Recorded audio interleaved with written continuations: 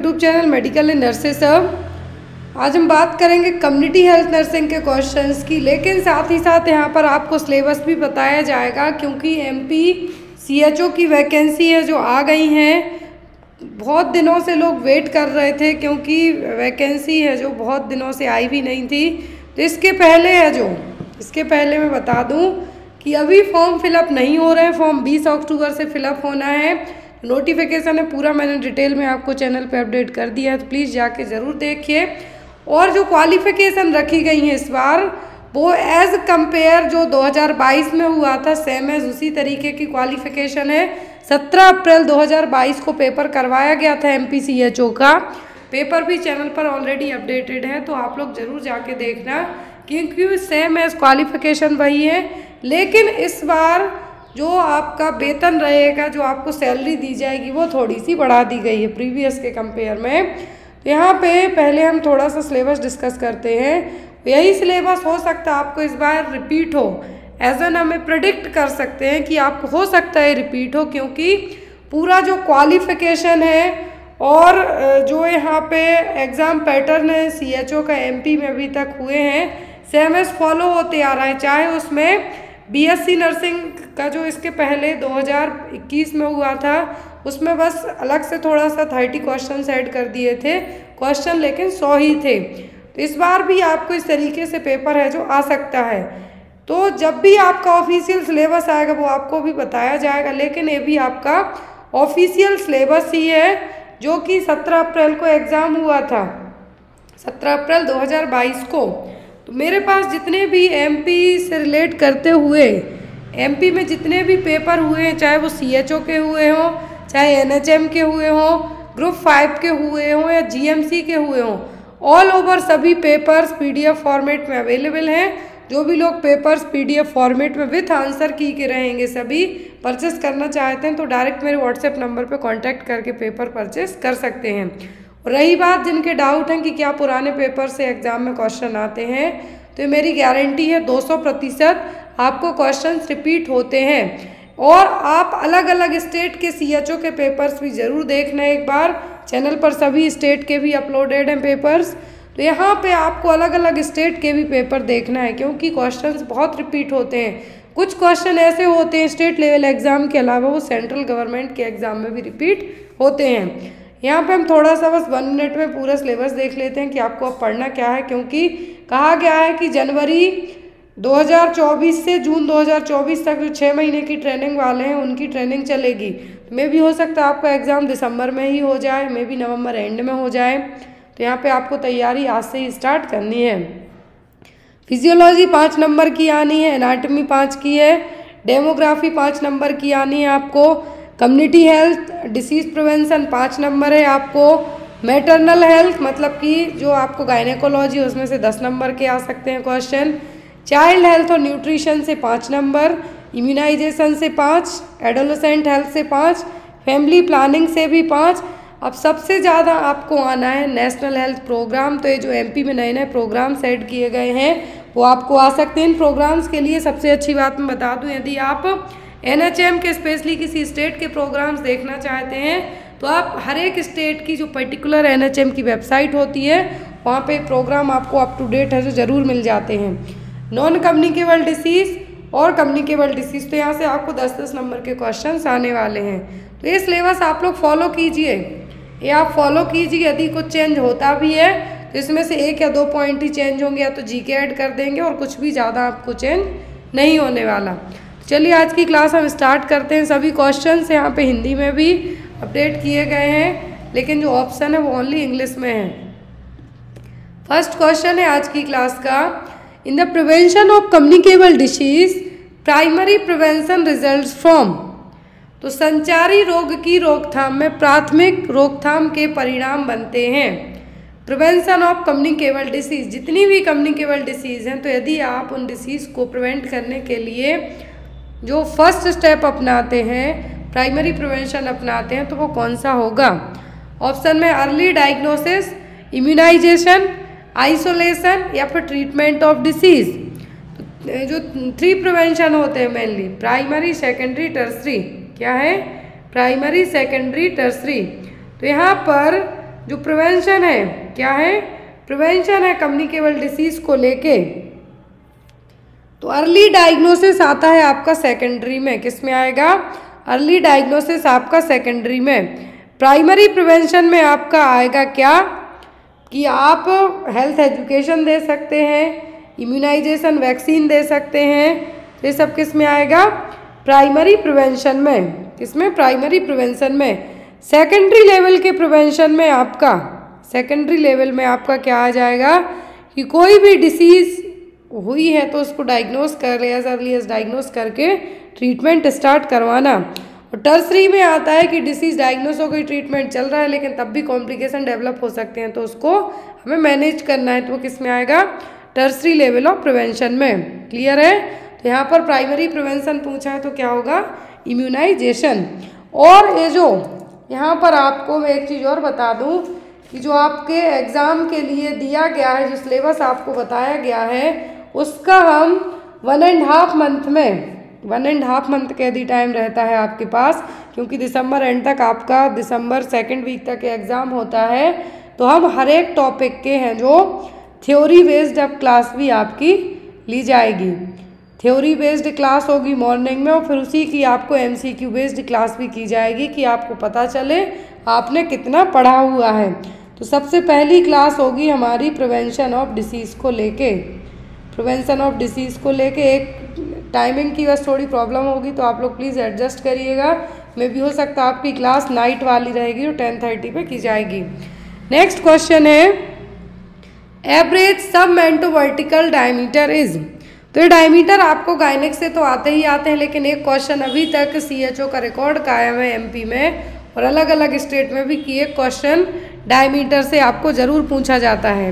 कोई सा भी पूछ सकते हैं, ब्रैग्मेटिक पूछ सकते हैं, लॉन्गिट्यूडनल पूछ सकते हैं, कोई भी डायमीटर पूछ सकते हैं, या तो कहाँ पे होते हैं, या फिर उनका जो साइज़ है वो कितनी सेंटीमीटर है। तो एवरेज सब मेंटोवर्टिकल डायमीटर है जो कितना है, 13.5, 10 सेंटीमीटर, 11.5, 9.5 सेंटीमीटर।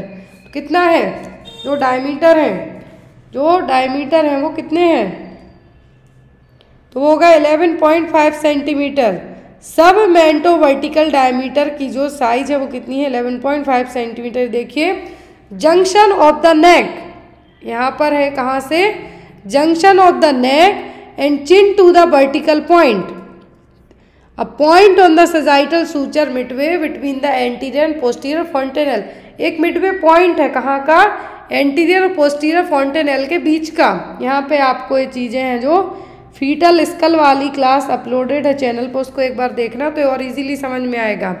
तो यहाँ पर जो जंक्शन है, जो मिडवे, जो एक तरीके का हमें कहें कि आपके नेक वाला, जो नेक के यहाँ का सबसे नीचे का पार्ट है, वहाँ से लेके vertical neck and chin to the vertical point तक, मतलब हेड के यहाँ तक जाता है, तो क्या है, सब मेंटोवर्टिकल। तो यहाँ पर जो डायमीटर है इसका कितना है, वो 11.5 सेंटीमीटर। और जब डिलीवरी के टाइम पर जो फेस होगा, vulva in face during the delivery time, face है जो सबसे नीचे की तरफ प्रेजेंटिंग पार्ट में कंसीडर किया जाएगा। और ये देखिए यहाँ पर जो डायमीटर होते हैं, फर्स्ट होता है सब ऑक्सीपिटो डायमीटर। तो यहाँ पर जो ऑप्शन में दिया गया है 9.5 होता है सब ऑक्सीपिटो डायमीटर। ये है सब occipital point to centre of the anterior fontanelle. अभी हमने क्या पढ़ा, सब मेंटोवर्टिकल पढ़ा कि जो चिन से लेके वर्टिक्स तक है, लेकिन यहाँ पर ये क्या है, सब ऑक्सीपिटल पॉइंट से occipito anterior position when head is completely flexed. तो जब फ्लेक्स्ड रहेगा हेड, तब जो वर्टिकल है वो थोड़ा सा हेड डाउन रहेगा, तब जाएगा। ऑक्सीपिटो फ्रंटल, फ्रंटल मतलब सामने से, और ऑक्सीपिट पीछे की तरफ होगा। तो यहाँ पर क्या है, from the occipital protuberance to the root of the nose. Root of the nose मतलब नाक जहाँ से स्टार्ट हुई है वहाँ से। और यहाँ पर फिर आता है सब ऑक्सीपिटो फ्रंटल, तो ये होता है 10 सेंटीमीटर का। फ्रंटल मतलब आगे का पार्ट, ऑक्सीपिटल मतलब पीछे का, और सब मतलब बीच का। तो ये क्या है, occipital point to the anterior end of bregma. जो ब्रैग्मा है एंटीरियर फॉन्टेनल को कहा जाता है। अब फीटल स्कल के सूचर्स की बात करें हम, सूचर्स आपको एग्जाम में ज़रूर आते हैं, इसको हम थोड़ा सा और जूम करते हैं ताकि आपको जो ये वाली नेक्स्ट इमेज है इजीली विजिबल हो पाए। ये आपको सूचर्स ज़रूर याद कर लेना है, जो आप याद तो आपको सब कुछ करना है, लेकिन सूचर्स हैं जो आपको ज़रूर याद करके रखना है। क्लियर? तो फ्रंटल सूचर, फ्रंटल मतलब सामने के होते हैं दो फ्रंटल बोन्स के बीच में, सजाइटल दो पैराइटल बोन्स के बीच में, कोरोनल पैराइटल और फ्रंटल के बीच में, लैम्बडॉइड बिटवीन पैराइटल एंड ऑक्सीपिटल, और जो टेम्पोरल हैं inferior margin of the parietal and temporal bones के बीच में।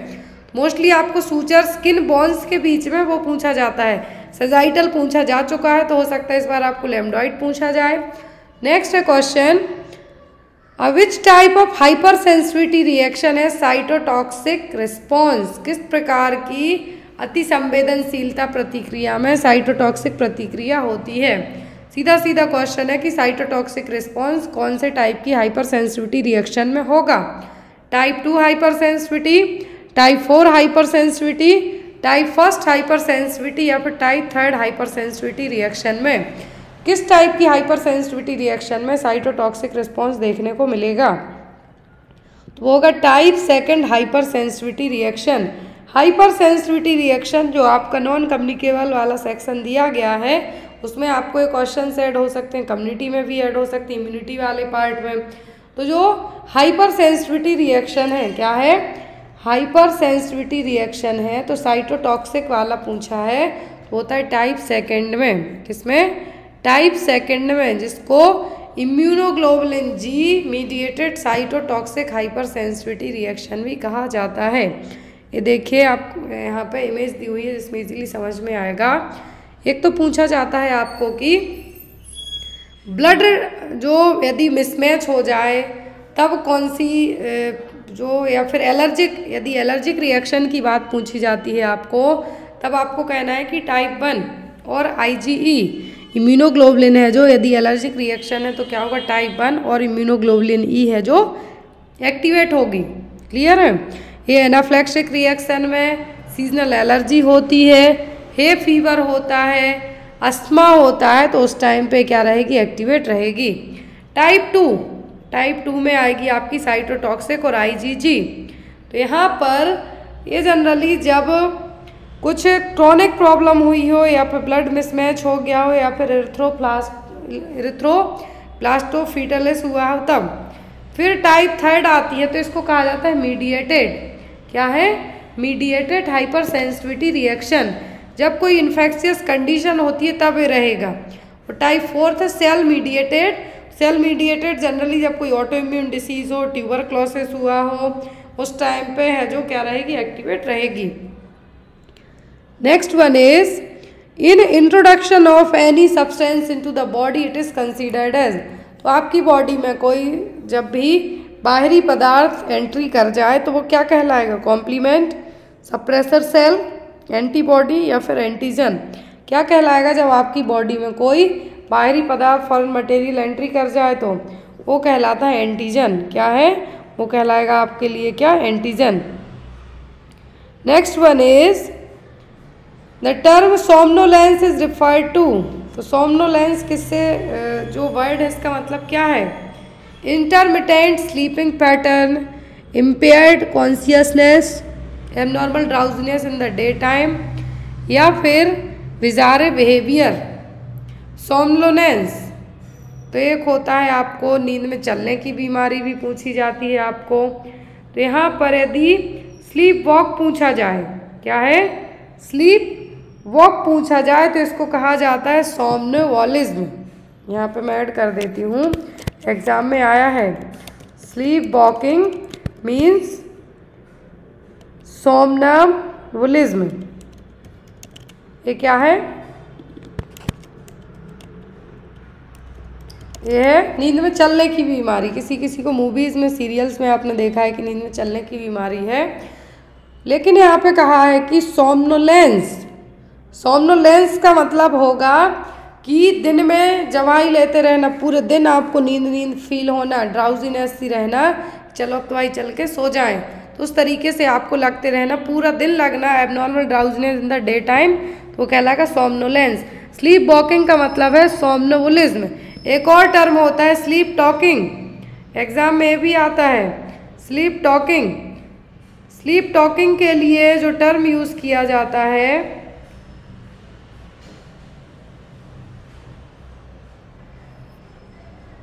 सोमनीलोक्यू। तो यदि स्लीप टॉकिंग की बात की जाए, ये आपको नींद वाली समस्याएं बता दी गई हैं। स्लीप टॉकिंग का मतलब होता है आपका सोमनीलोक्यू।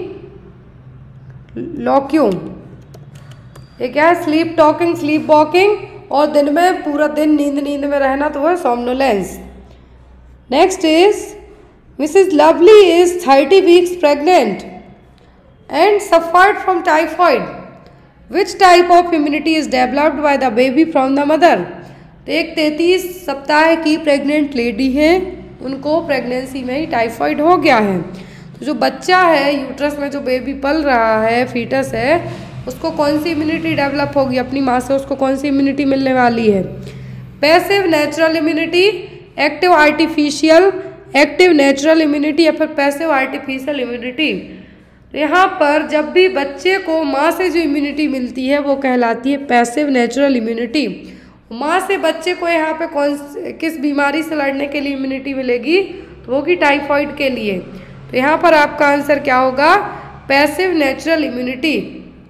जो इम्यूनिटी मैटरनल एंटीबॉडीज से मिलती है वो कहलाती है पैसिव नेचुरल। क्या है? Passive natural immunity. लेकिन जो आपको वैक्सीनेशन के थ्रू मिलती है वो कहलाती है एक्टिव आर्टिफिशियल। और जो आपको खुद आप इन्फेक्शन होता है, एक बार इन्फेक्शन हुआ आपको, दोबारा आपको नहीं होगा, आपकी बॉडी उस इन्फेक्शन से लड़ जाएगी, तो वो कहलाएगी नेचुरल एक्टिव इम्यूनिटी। तो यहाँ पर जो चारों ऑप्शन है, आई होप आपको क्लियर हो गए हो। पैसिव नेचुरल का मतलब है माँ से मिलने वाली इम्यूनिटी। क्लियर? फिर है एक्टिव आर्टिफिशियल इम्यूनिटी, मतलब है आपको वैक्सीनेशन के थ्रू मिलती है। फिर है एक्टिव नेचुरल इम्यूनिटी, तो वो आपको जब आपको कोई बीमारी होती है और बीमारी होने के बाद आप उस बीमारी से दोबारा लड़ जाते हैं, ज़्यादा प्रॉब्लम नहीं होती है, तो वो कहलाएगी एक्टिव नेचुरल इम्यूनिटी। फिर है passive artificial immunity. Passive artificial का मतलब है कि ब्लड ट्रांसफ्यूजन के कारण या फिर जो मोनोक्लोनल एंटीबॉडीज आपको एडमिनिस्टर की जाती हैं उससे मिलने वाली इम्यूनिटी। तो देखिए इम्यूनिटी दो तरीके की होती है, एक होती है अडाप्टिव, तो अडाप्टिव में नेचुरल, आर्टिफिशियल जो जस्ट हमने पढ़ा है। पैसिव मतलब माँ से मिल गई, passive natural immunity. Active natural immunity आपको कोई इन्फेक्शन होता है आप लड़ जाएं उससे। फिर आर्टिफिशियल में तो आर्टिफिशियल पैसिव मिलेगी, आपको कोई एंटीबॉडी दी जाती है, और एक्टिव आर्टिफिशियल मिलेगी मतलब आपको वैक्सीन के थ्रू। इनेट इम्यूनिटी का मतलब है जो आपके जन्मजात आप जो इम्यूनिटी के साथ पैदा हुए हैं वो। Clear? Next one is the Apgar score should be assessed. तो अपगार स्कोर है जो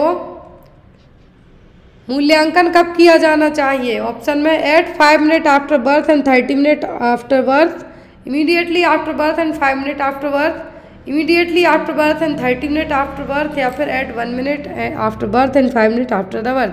अपगार स्कोर, एग्जाम में अपगार स्कोर से आपको क्वेश्चन आते हैं। वर्जीनिया अपगार ने दिया था अपगार स्कोर सिस्टम पूरा।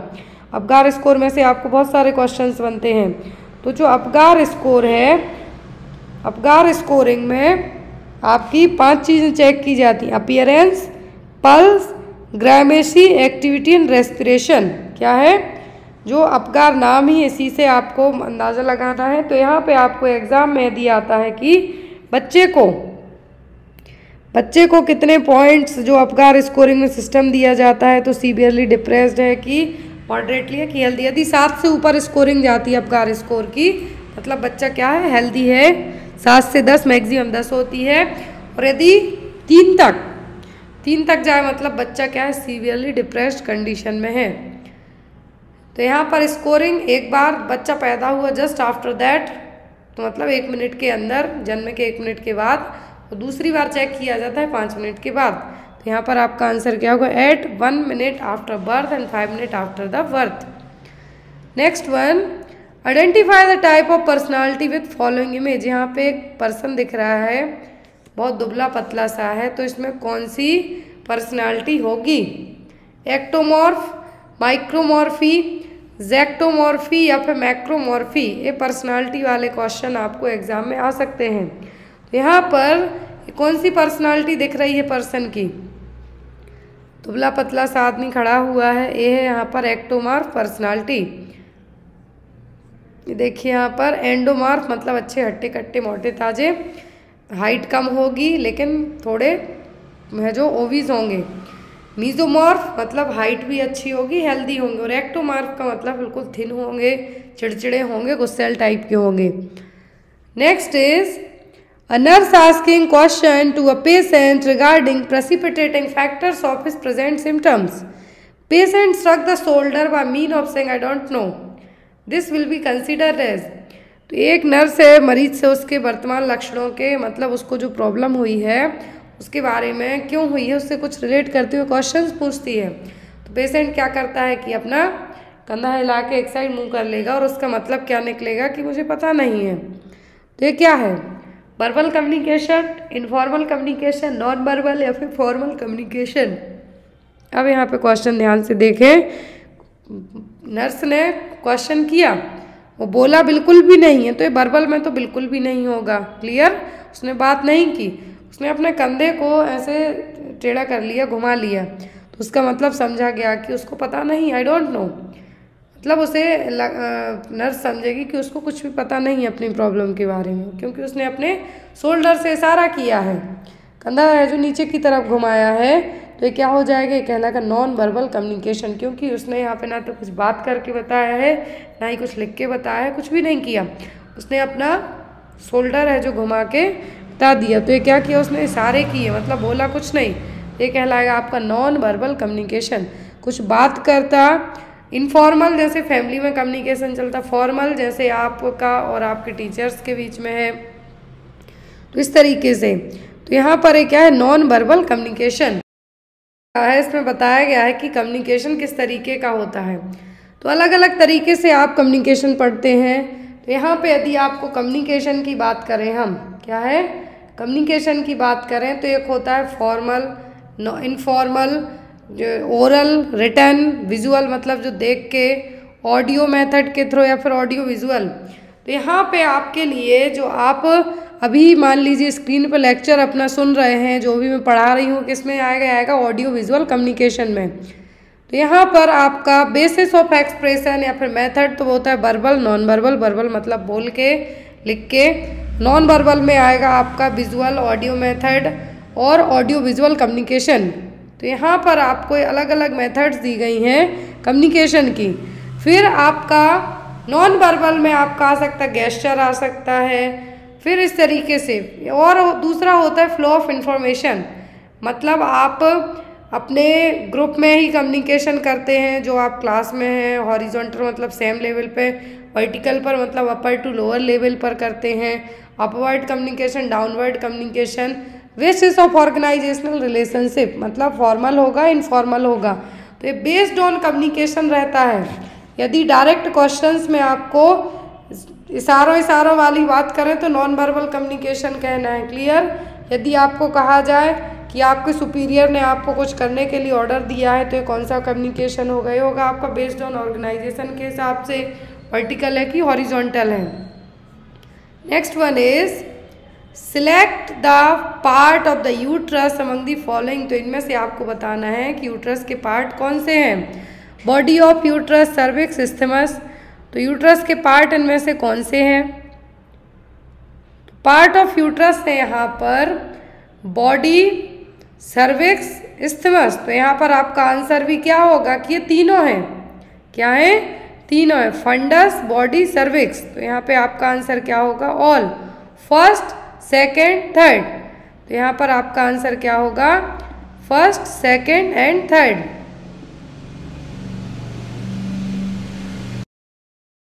ये जो पार्ट है यूट्रस के, फंडस, बॉडी, सर्विक्स, तो यहाँ पर अटैच होती हैं ओवरीज। ये आपको बेसिक सा यहाँ पे मैं आपको प्रॉपरली विजुअलाइज हो रहा होगा कि अब आपको यदि यहाँ पे फंक्शन पूछे जाते हैं, एग्जाम में फंक्शन पूछे जाते हैं कि फैलोपियन ट्यूब का क्या काम है, यूट्रस का क्या काम है, सर्विक्स का क्या काम है, तो यहाँ पर ओवरीज ये क्या है, पेयर में यदि कोई ऑर्गन पूछा जाता है तो क्या है, ओनली ओवरीज हैं। क्या है, ओवरी।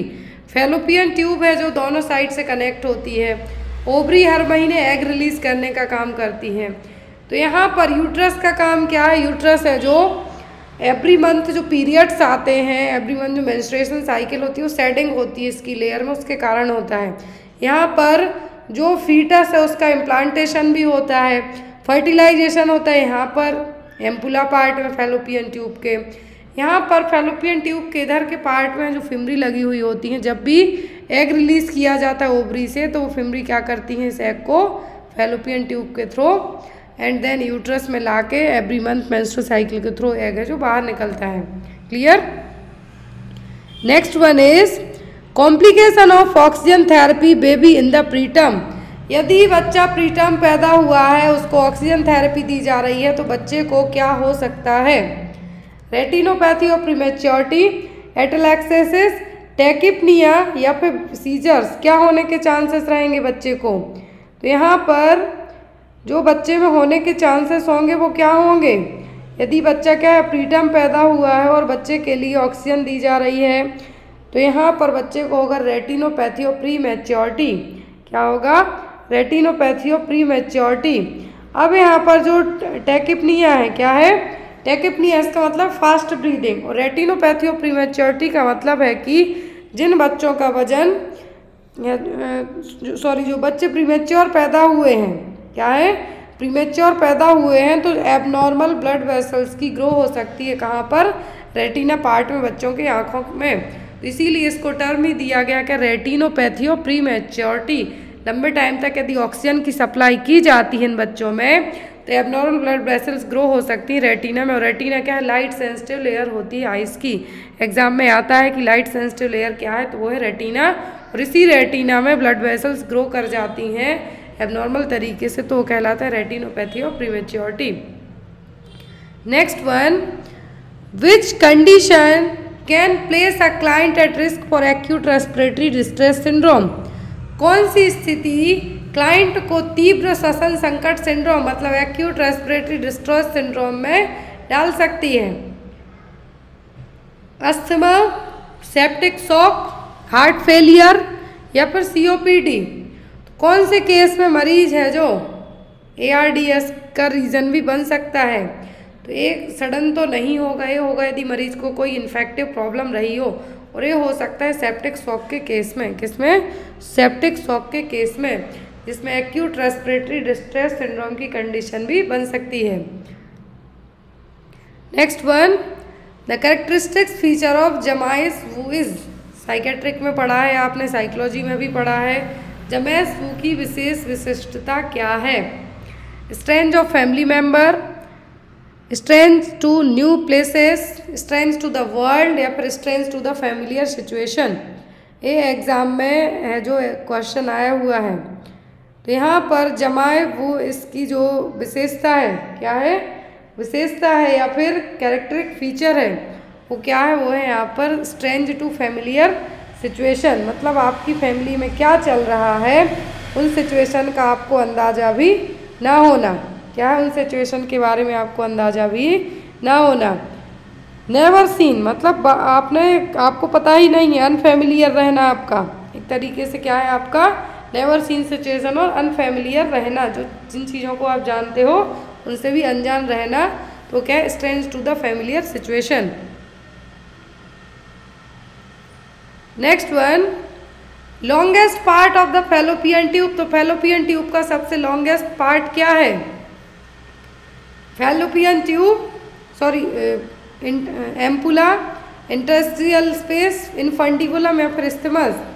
तो सबसे लॉन्गेस्ट पार्ट क्या है फैलोपियन ट्यूब का, तो वो है एम्पुला। क्या है, एम्पुला। और इंटरस्टिशियल क्या है यहाँ पर, नैरो।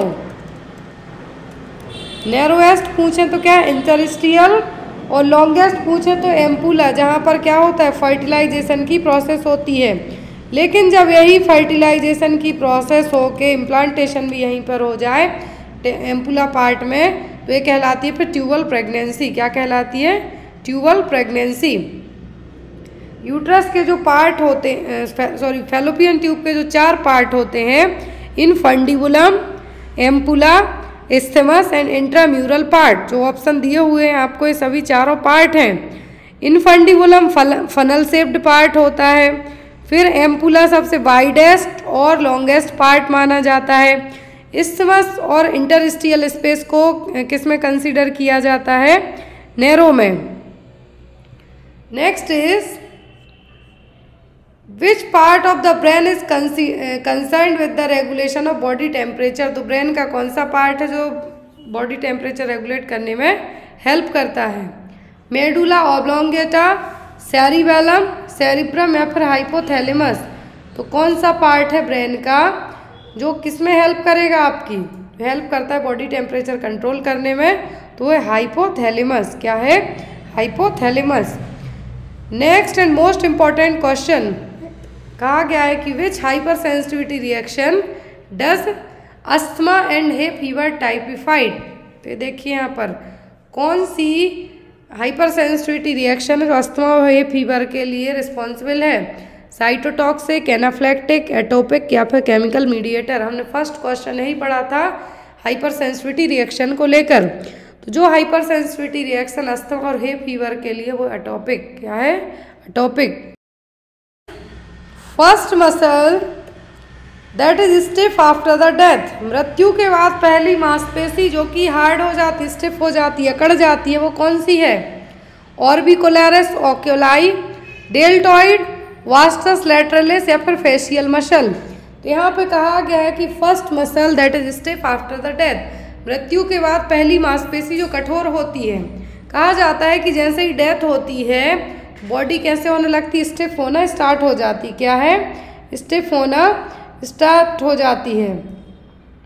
तो उसका रीज़न होता है मसल की स्टिफनेस। क्या है? मसल की स्टिफनेस। तो उसी मसल की स्टिफनेस का जो रीज़न है वो क्या है? और सबसे पहली मसल स्टिफ होने वाली है वो है ऑर्बिकुलरिस ओक्यूलाई। क्या है? ऑर्बिकुलरिस ओक्यूलाई। बनने के बाद आंखें सबसे पहले क्लोज कर दी जाती हैं।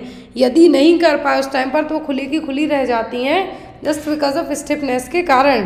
पैरों के दोनों अंगूठों को साथ में लाके बांध दिया जाता है, टाई अप कर दिया जाता है, ब्लैक टैग लगा दिया जाता है डेड बॉडी पे। एग्जाम में क्वेश्चन आता है कि डेड बॉडी पे कौन से कलर का टैग लगता है? तो वो ब्लैक कलर का। फिर यहाँ पर जो मसल सबसे पहले स्टिफ होगी वो होगी ऑर्बिकुलरिस ओक्यूलाई।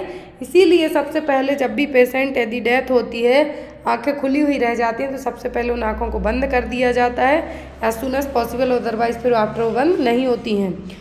और स्टेज होती हैं डेथ के बाद की, तो सबसे पहले होती है राइगर मॉर्टिस। ये होती है body stiffness after the death. Just after the death के बाद बॉडी का स्टिफ होना क्या कहलाता है? Rigor mortis.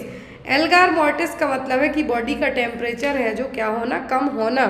Gradually decrease body temperature after the death. जो ह्यूमन बीइंग है हम क्या है? वार्म ब्लड पर्सन है।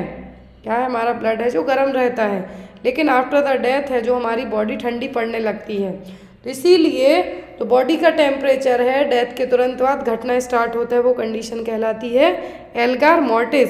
और ये टेम्परेचर कितने फास्ट तरीके से घटेगा कि 1.5 डिग्री फ़ारेनहाइट पर आवर के हिसाब से, और एक एम्बिएंट टेम्परेचर रूम टेम्परेचर है उस टेम्परेचर तक पहुंच जाएगा।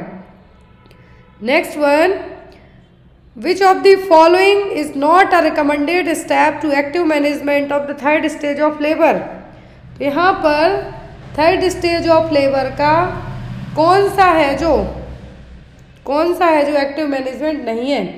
पहला यहाँ पर दिमाग में आपकी चीज़ आनी चाहिए कि तीसरी स्टेज कौन सी है जब तो आप उसको मैनेज करेंगे। तीसरी स्टेज होती है प्लेसेंटा के बाहर आने वाली stage, placental expulsion stage. Baby के एक्सपल्सन वाली जो सेकंड स्टेज है उसके बाद से लेके 30 मिनट तक 15 से 30 मिनट के अंदर प्लेसेंटा बाहर आ जाता है। तो वो स्टेज क्या कहलाती है? Third stage of labour. तो एक्टिव मैनेजमेंट कौन सा नहीं है? Administration of uterotonic drug immediately after fetal delivery, controlled cord traction, without any delay delivering the placenta immediately followed by fetal expulsion और फिर मसाजिंग द यूटेराइन फंडस। क्या आपको नहीं करना है? एक्टिव मैनेजमेंट है। तो यहाँ पर आपको क्या नहीं करना है? यूट्रोटॉनिक ड्रग तो दी जाती हैं, इवन डिलीवरी के बाद क्या है, जब कॉन्ट्रैक्शन आते उसी टाइम दी जाती हैं ताकि प्रॉपर से कॉन्ट्रैक्शन आते रहें, बेबी फीटस प्लेसेंटा सब बाहर आ जाए और ज़्यादा ब्लीडिंग भी ना हो पाए। कंट्रोल्ड कॉन्ट्रैक्शन भी किया जाता है, लेकिन यहाँ पर फंडल मसाज भी की जाती ताकि प्लेसेंटा बाहर आ जाए, लेकिन बिना किसी डिले के delivering the placenta followed by fetal expulsion, ऐसा नहीं होता। एटलीस्ट 15 से 30 मिनट तक का टाइम लग जाता है, लेकिन यदि इसमें ना हो पाए तब कहा जाता है रिटेंड प्लेसेंटा, प्लेसेंटा अंदर ही रह गया। तो यहाँ पर आपको क्या नहीं करना है, वो होगा without any delay delivering the placenta immediately followed by the fetal expulsion. Next one, the average life span of platelets is, तो प्लेटलेट्स का जीवन काल कितना होता है? 80 दिन, 60 दिन, 10 दिन या फिर 120 दिन। आरबीसी का होता है 120 दिन, कितना? 120 दिन तक का। लेकिन एक और क्वेश्चन आपको एग्जाम में आता है कि क्या न्यूबॉर्न बेबीज का जो लाइफ स्पेन है आरबीसी का न्यूबॉर्न बेबी में लाइफ स्पेन एडल्ट से ज़्यादा होगा कि कम होगा? तो वो होता है कम। कैसा होगा? कम होगा। 60 से जनरली एडल्ट में होता है 120 दिन तक का, लेकिन न्यूनेट में होता है 60 से 90 दिन तक का। कितना?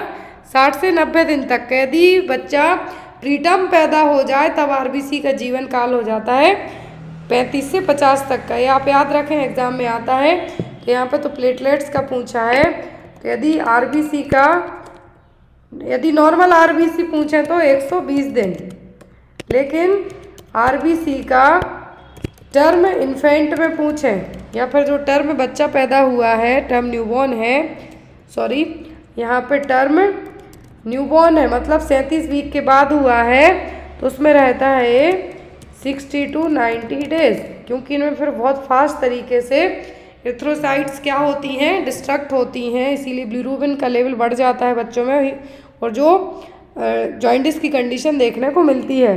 फिर यदि बच्चा प्रीटर्म है, क्या है? बच्चा प्रीटर्म है, तो उसमें आरबीसी का जीवन काल होगा 35 से 50 दिनों तक का ही।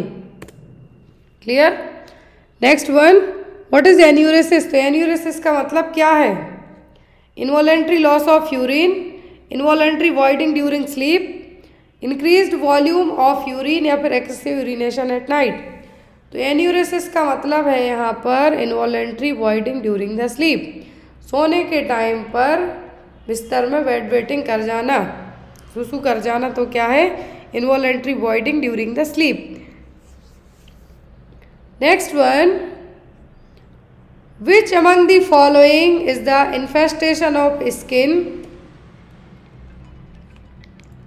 Caused by sarcoptes scabiei? तो जो यहाँ पे इन्फेक्शन है, स्किन इन्फेक्शन है, स्किन इन्फेस्टेशन है, सार्कोप्टीज स्कैबीज के थ्रू हो रहा है, वो कौन सा है? पेडिकुलोसिस, कार्पोरेसिस, स्कैबीज, टीनिया, अनगम्स या फिर सोरियासिस, सभी यहाँ पे इन्फेस्टेशन है, तो वो होगा यहाँ पर स्कैबीज। क्या है? बोरोइचमाइट। यहाँ पे आप एक चीज़ और याद रखें, जो बोरोइचमाइट है, ये भी आपको एग्जाम में आता है, ये स्कैबीज का ही एक साइन है। तो क्या है? जो यहाँ पर कॉजेटिव एजेंट है, क्या? सार्कोप्टीज स्कैबीज, बोरोइचमाइट। यहाँ पे आपको बोरो साइन देखने को मिलेंगे, फिंगर्स, 2 फिंगर्स के बीच में या फिर थंब के बीच में, अंडर आर्म्स के यहाँ पे, तो ये सब क्या है? स्कैबीज इन्फेक्शन के साइन है। Next one, impaired ability to coordinate movement is called? गति में समन्वय स्थापित करने की क्षीण क्षमता को क्या कहा जाता है? अफासिया, अप्रेक्सिया, अटैक्सिया या फिर एग्नोसिया? क्या वर्ड यूज किया जाएगा? तो यहाँ पे अफासिया का मतलब है कि इनएबिलिटी टू कम्युनिकेट। अफासिया का मतलब है यहाँ पर इनएबिलिटी टू कम्युनिकेट। क्लियर? जहाँ पर टी ए वर्ड जुड़ जाए, अटैक्सिया का मतलब है कि आप impaired ability to coordinate the movement, आप प्रॉपर मूवमेंट नहीं बना पा रहे हैं। फिर यहाँ पे आपका आता है एप्रेक्सिया। क्या है? एप्रेक्सिया। एप्रेक्सिया का मतलब होता है डिफिकल्टी विथ स्किल्ड मूवमेंट। क्या है? डिफ़िकल्टी विथ स्किल मूवमेंट और जनरली ब्रेन डिसीज या ब्रेन डैमेज के कारण होगा। और अटैक्सिया का मतलब है कि आप प्रॉपर तरीके से क्या है मूवमेंट नहीं कर पा रहे हैं अपनी बॉडी को। फिर एक और वर्ड है यहाँ पर एग्नोसिया। क्या है? एग्नोसिया मतलब किसी को पहचानते ही नहीं है। Ability to loss of ability to identify, कोई वो पर्सन हो सकता है, जगह हो सकती है, या फिर कोई भी ऑब्जेक्ट हो सकता है। Next one, the antidote of organophosphorus poisoning. यदि किसी ने ऑर्गेनोफॉस्फोरस ज़्यादा अमाउंट में खा लिया या टॉक्सिसिटी हो गई तो क्या है जो उसकी मारक दवा कहलाएगी या फिर एंटीडोट होगा? एड्रेनालिन, डोपामाइन, एट्रोपिन या फिर सोडियम बाइकार्बोनेट। क्या देंगे आप उसको एज आ एंटीडोट के तौर पर इफेक्ट को कम करने के लिए? तो वो होगा यहाँ पर एट्रोपिन। क्या होगा? Atropine. Next one, which is the most common occupational hazard of computer workers. तो जो लोग लंबे टाइम तक कंप्यूटर पर काम करते हैं उनको क्या होने का खतरा सबसे ज़्यादा है? कैंसर, लंग्स डिसीज, कैटरैक्ट या फिर कार्पल टनल सिंड्रोम। क्या होने का चांसेस रहेगा? जो लोग लंबे टाइम तक कंप्यूटर पर काम करते हैं, आईटी वाले हो गए, तो उनको होती है मीडियन नर्व कंप्रेशन। जो नर्व कंप्रेस होती है वो होती है मीडियन नर्व कंप्रेशन, जिसके कारण हाथों में, आर में झुंझुनाहट टाइप से आपको नमनेस टाइप की फील होगी। यहाँ पर जो नर्व कंप्रेस होती है वो होती है मीडियन नर्व। कौन सी? मीडियन नर्व कंप्रेस होती है, जिसके कारण हाथों में झुंझुनाहट टाइप की रहेगी, आपको नमनेस फील होगी, पेन भी होगा। जो लोग लंबे टाइम तक कंप्यूटर पर काम करते हैं उनको होने के चांसेस ज़्यादा होते हैं। लंबे टाइम तक कंप्यूटर पे काम करते हैं उनकी हाथों में नमनेस होने का जो रीज़न है, पेन होने का जो रीज़न है वो क्या है? मीडियन नर्व का कंप्रेस होना। Next one is diabetic insipidus is due to the deficiency of. Exam में क्वेश्चन आपको आता है डायबिटीज़ से, तो यदि डायबिटीज़ से आपको फर्स्ट और सेकंड दोनों टाइप की पूछ सकते हैं। तो डायबिटिक इंसिपिडस में होता है वैसोप्रेसिन हार्मोन डिस्टर्ब, जिसको कहा जाता है एंटी डायूरेटिक हार्मोन। क्या है? Anti diuretic hormone. Next one, which of the following science should be informed immediately during the antepartum period. Antepartum period का मतलब है कंसीव करने के बाद लेकिन डिलीवरी के पहले, बिफोर द डिलीवरी, तो वो कहलाता है एंटीपार्टम पीरियड। यदि एंटीपार्टम पीरियड में आपको क्या होगा तो आपको तुरंत इन्फॉर्म करना है अपने गायनेकोलॉजिस्ट को। Blurred vision, nasal stuffiness, breast tenderness या फिर कॉन्स्टिपेशन। तो नेजल स्टफीनेस कॉमन है, जो आपको रेस्पिरेटरी सिस्टम के चेंजेस पड़े हैं, फिजियोलॉजिकल चेंजेस इन प्रेगनेंसी। तो नेजल स्टफीनेस ज़्यादा जो वेस्कुलराइजेशन उसके कारण होने लगता है। कॉन्स्टिपेशन भी होने के चांसेस रहते हैं। ब्रेस्ट टेंडरनेस कॉमन है, लेकिन यदि ब्लड विजन होता है दैट मीन्स आपका क्या हो रहा है? बीपी। क्या है आपका? Blood pressure. तो यहाँ पर आपका ब्लड प्रेशर क्या हो रहा है? डिस्टर्ब हो रहा है, या तो आपको हाई बीपी हो रहा है या फिर आपका लो बीपी हो रहा है। Most of the blood vision देखने को मिलता है प्री एक्लेम्सिया में। किसमें? प्री एक्लेम्सिया में। तो यहाँ पर क्या हो रहा है? आपका बीपी है जो इंक्रीज हो रहा है। नेक्स्ट इज, और बीपी के लिए यहाँ पे यदि बात करें हम, तो जो आपको एग्जाम में यदि ब्लड प्रेशर की बात करें तो एक्लेम्प्टिक और प्री एक्लेम्प्टिक जो कंडीशन है आती हैं, वो भी आपको याद रख के जाना कि MgSO4 ड्रग ऑफ चॉइस है। एक्लेम्सिया प्री एक्लेम्सिया से एक ही स्टेप में अलग है कि प्री एक्लेम्सिया में फिट्स नहीं आती, कन्वल्सन नहीं आते, बाकी एक्लेम्सिया में आते हैं, और बाकी सभी साइन दोनों में सेम हो जाते हैं। Next one, which of the following condition is caused by elevated intraocular pressure. तो कौन से केस में है जो इंट्राऑक्यूलर प्रेशर बढ़ जाता है? ग्लूकोमा में, कैटरैक्ट में, स्ट्रैबिस्मस में कि मायोपिया में? तो यहाँ पर आपको 3-4 क्वेश्चन बनते हैं। इंट्राऑक्यूलर प्रेशर, जैसे आपका वो स्पाइनल फ्लूइड भरा हुआ होता है, वैसे ही आँखों में जो फ्लूइड है आपका, एक्वस फ्लूइड है, वहाँ पे भी कुछ ना कुछ प्रेशर होगा, तो वो कहलाता है इंट्राऑक्यूलर प्रेशर। अब ये प्रेशर एलिवेट कब होता है? जब ग्लूकोमा की कंडीशन हो जाए किसी मरीज को। ग्लूकोमा के केस में इंट्राऑक्यूलर प्रेशर बढ़ जाता है। फिर एक और क्वेश्चन आपको आता है, ब्लाइंडनेस इन इंडिया। तो जो फर्स्ट कॉज है, क्या है? फर्स्ट कॉज है वो है यहाँ पे कैटरैक्ट और मोतियाबिंद, और दूसरा है यहाँ पर इसी का सेकंड कॉज है ब्लाइंडनेस का, वो क्या है, रिफ्रैक्टिव एरर्स। क्या है, रिफ्रैक्टिव एरर्स। ये आपको दो कॉज याद रखने की, यदि सेकेंडरी कॉज पूछे ब्लाइंडनेस का भारत में तो वो रिफ्रैक्टिव एरर, यदि प्राइमरी कॉज पूछे तो कैटरैक्ट और मोतियाबिंद। Next one, diminished intensity lower than 10 mm of Hg, duration shortened less than 20 to 30 seconds in presence of good relaxation between contraction, although the interval between contraction is increased are the characteristics feature of। एक question यूपीसीएचओ में आया हुआ था हाल फिलहाल में, जब exam हुआ था तो ये क्वेश्चन पूछा गया था अलग अलग शिफ्ट में। जो 4 ऑप्शन है, चारों से क्वेश्चन ऐड किए गए थे। Uterine activity, hypotonic uterine activity, hypertonic uterine activity, abnormal uterine activity. तो यहाँ पर यदि लोअर देन मतलब 10 mm ऑफ Hg से भी इंटेंसिटी कम हो गई है कॉन्ट्रैक्शन आने की, और जो ड्यूरेशन है 20 से 30 सेकेंड से कम हो गया है, मतलब लंबे टाइम के लिए यूट्रस एक कॉन्ट्रैक्शन के बाद रिलैक्स हो रही है, तो ये क्या होगा, हाइपो है मतलब कम हो रहा है, तो ये क्या कहलाएगा, हाइपोटोनिक यूट्राइन एक्टिविटी। क्या है, hypotonic uterine activity. What is another name for acute bloody diarrhoea. Question ध्यान से देखें कि कहा गया है एक्यूट ब्लडी डायरिया, मतलब स्टूल के साथ में ब्लड आ रहा है, तो इसका दूसरा नाम क्या है, cholera, rice stool diarrhoea, persistent diarrhoea, फिर डिसेंट्री। परसिस्टेंट डायरिया का मतलब है कि 14 दिनों से ज़्यादा तक की लूज मोशन होना। क्या है, 14 दिन से ज़्यादा तक लूज मोशन होना, तो कहलाता है persistent diarrhoea. Rice water stool तो कोलेरा का ही एक क्लासिकल साइन है। एक्यूट ब्लडी डायरिया मतलब डायरिया के साथ में ब्लड भी आ रहा है, ये कब आता है, डिसेंट्री में। किस में आएगा, ये आएगा डिसेंट्री में। डायरिया में कभी भी स्टूल के साथ में ब्लड नहीं आता है, म्यूकस आ सकता है लेकिन ब्लड नहीं आएगा।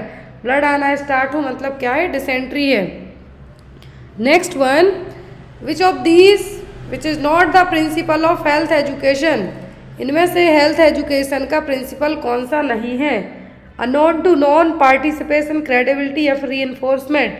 रीइंफोर्समेंट है, क्रेडिबिलिटी है, पार्टिसिपेशन है, नॉन टू अननोन होता है, जनरल टू स्पेसिफिक होता है, लेकिन यहाँ पे ऑप्शन में कहा है कि नॉन अननोन टू नॉन, इसके अपोज करके पूछा है, नॉट द प्रिंसिपल कहा गया है, तो आंसर होगा आपका क्या, unknown to non.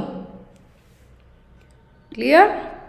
Next one is which of the following is the functional unit of the exocrine pancreas. ये सबको पता है कि पैंक्रियाज एंडोक्राइन और एक्सोक्राइन दोनों का काम करती है। एक्सोक्राइन में एंजाइम रिलीज करती है, एंडोक्राइन में हार्मोन रिलीज करती है, मिक्स्ड ग्लैंड कहलाती है। तो यहाँ पर कौन सा पार्ट है जो एक्सोक्राइन पैंक्रियाज का काम करेगा। Acinus and its draining ductal, lobules, islets of Langerhans या फिर पल्पे एंड पल्पी। आइसलेट्स ऑफ लैंगरहैंस तो हार्मोन्स रिलीज करते हैं, alpha beta and islets of Langerhans की alpha beta and delta cells insulin, glucagon, somatostatin hormone release करेंगे। Exocrine pancreas पूछा मतलब एंजाइम वाला, तो एंजाइम वाला पार्ट है यहाँ पर acinus and its draining ductal. क्या है, acinus and its draining ductal.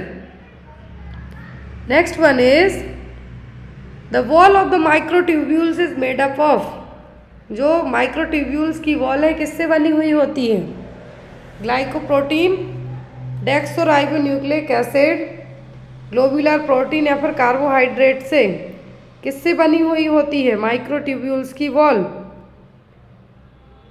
तो जो माइक्रोट्यूब्यूल्स हैं, क्या है, माइक्रोट्यूब्यूल्स हैं, किसके बने हुए होते हैं, साइटोस्केलेटल सिस्टम का मेजर पार्ट है जनरली। ये किसके बने हुए होते हैं, तो ये बने हुए होते हैं किसके, ग्लोबुलर प्रोटीन्स के, किसके, प्रोटीन के। Next question, which antigen is present in blood group A B. तो ब्लड ग्रुप ए बी में कौन से एंटीजन प्रेजेंट होंगे, antigen O, antigen A and antigen B, या फिर एंटीजन बी या फिर एंटीजन ए। कौन होंगे ए बी में, कौन से एंटीजन प्रेजेंट होंगे। तो यहाँ पर आपको बहुत सारे क्वेश्चन आते हैं एग्जाम में। तो जो ब्लड ग्रुप ए बी है, क्या है, ब्लड ग्रुप ए बी है, तो वो होगा बी, एंटीजन ए और एंटीजन बी दोनों इसमें रहेंगे। ये देखिए अब आप इधर पर कि जो एंटीजन्स हैं ब्लड ग्रुप ए में ए एंटीजन होंगी लेकिन बी एंटीबॉडीज़ होंगी। क्या होंगी? बी एंटीबॉडीज़ होंगी लेकिन एंटीजन ए होंगे। बी में बी एंटीजन होंगी, एंटीजन ए होंगे इसमें, सॉरी एंटीबॉडी ए होंगी और एंटीजन बी होंगे। और ए बी में दोनों होंगे लेकिन एंटीबॉडीज़ नहीं होंगी। ए बी ब्लड ग्रुप वाले में एंटीजन ए भी होगा, एंटीजन बी भी होगा, लेकिन एंटीबॉडीज़ इसमें नहीं होंगी।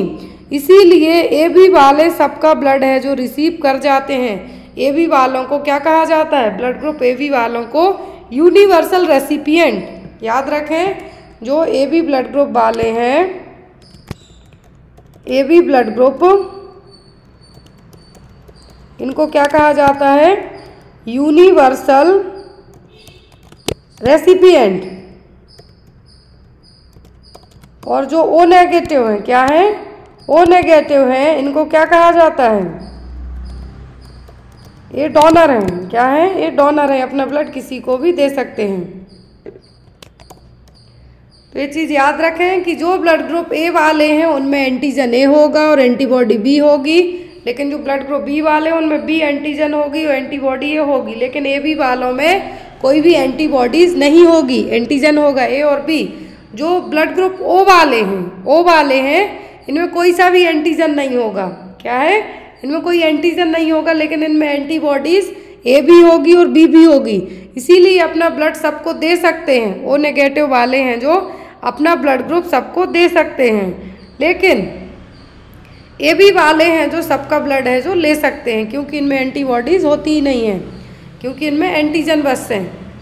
और जो ओ वाले हैं इनमें एंटीजन नहीं होते हैं, एंटीबॉडीज़ होती हैं, तो ये अपना ब्लड है जो सबको दे सकते हैं। नेक्स्ट क्वेश्चन है यहाँ पे, a broth diet is recommended for diarrhoea person, what is the full form of broth? जो ब्रथ डाइट है दी जाती है डायरिया के मरीज में, इसका फुल फॉर्म क्या है?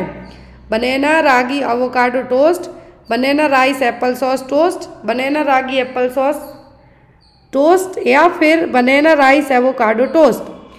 तो जो यहाँ पर डाइट है, ब्रथ डाइट दी जाती है डायरिया वाले मरीज में, तो वो है यहाँ पर क्या आपकी? Banana rice apple sauce and toast. Avocado हर एक जगह अवेलेबल नहीं हो सकते हैं, तो इसीलिए जो ब्रथ डाइट है इसका मतलब क्या है? केला, चावल, एप्पल सॉस एंड टोस्ट, ये चारों चीज़ें ब्रथ डाइट में इंक्लूड की जाती हैं। नेक्स्ट क्वेश्चन है आपके लिए, इसका आंसर आप लोग कमेंट बॉक्स में देंगे। अब आपको डेली है जो एक क्लास इस तरीके से होगी और एक थ्योरी बेस्ड क्लास होगी। क्वेश्चन है, the recommended dietary allowance of protein for an adult mail is. तो एक एडल्ट मेल में कितना है जो डाइटरी अलाउंस प्रोटीन जरूरी है? आरडीए के अकॉर्डिंग कितना एडल्ट मेल को प्रोटीन जरूरी है? 75 ग्राम पर डे, 50 ग्राम पर डे, 80 ग्राम पर डे, फिर 60 ग्राम पर डे? इसका आंसर आप लोग कमेंट बॉक्स में देना। आई होप आपको आज की क्लास अच्छी लगी हो। कोई भी डाउट रह जाते हैं तो आप बेझिझक होकर पूछ सकते हैं। तो यहाँ पे आज की क्लास के लिए इतना ही। आज आपकी रात में 10:30 पर जो क्लास होगी वो होगी प्रिवेंशन को लेके, डिसीज़ प्रिवेंशन को लेके आपकी एक क्लास की जाएगी जो कि 15 से 20 मिनट की रहेगी, जिसमें आपको प्राइमरी, सेकेंडरी, टर्सरी, स्पेसिफिक और प्रीमोर्डियल प्रिवेंशन पढ़ाया जाएगा। Thank you for watching us. Bye bye, take care.